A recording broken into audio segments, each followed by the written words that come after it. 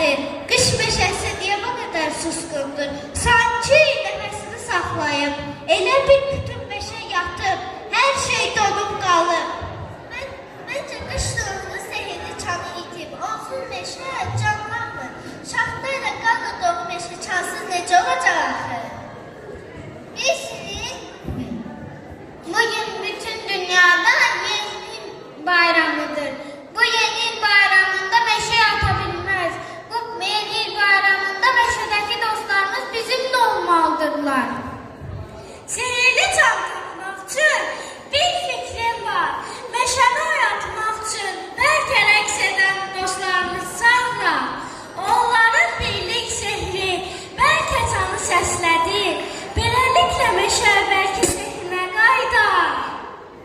Hə, olar.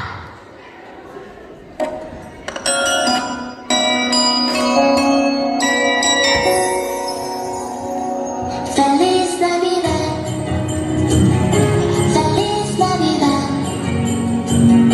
Feliz Navidad, próspero año y felicidad. Feliz Navidad, Feliz Navidad, Feliz Navidad, próspero año y felicidad. I wanna wish you a Merry Christmas. I wanna wish you a Merry Christmas. I wanna wish you a Merry Christmas from the bottom of my heart. I wanna wish you a Merry Christmas. I wanna wish you a Merry Christmas. I wanna wish you a Merry Christmas from the bottom of my heart.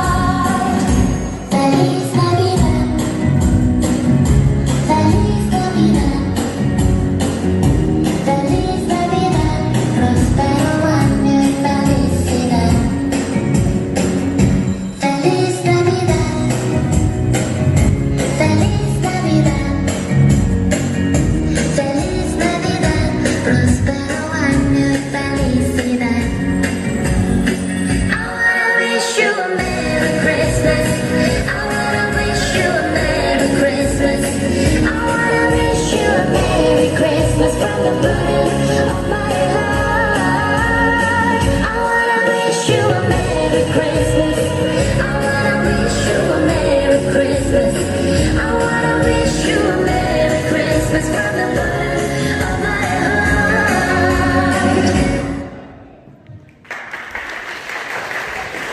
Bu qədər gözəl rəqs yalnız yaxşı rəhli uşaqlara məxsus ola bilər. Buraya nə üçün toplanmısınız uşaqlar?